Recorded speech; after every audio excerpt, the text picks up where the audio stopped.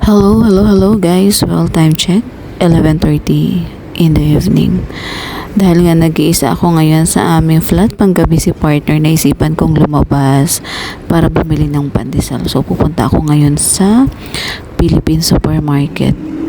Magkakape ako.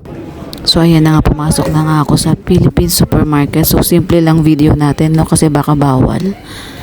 Ayan, dito kami madalas bumibili ng any bread na gusto namin. So, ang pandesal dito, only 1 dirhams. Oh, I mean, no, 50 pills. So, sa 1 dirhams, mayroon ka ng dalawa. So, tipid-tipid, bumili ako niya na. Ayan, halagang 3 dirhams lang na pandesal and 2 ube. Ayan, at pauwi na ako. So, pagdating ko, magkakape na ako. So, na ang aking pandesal craving for this night. Hirap talaga ng solo. Bye!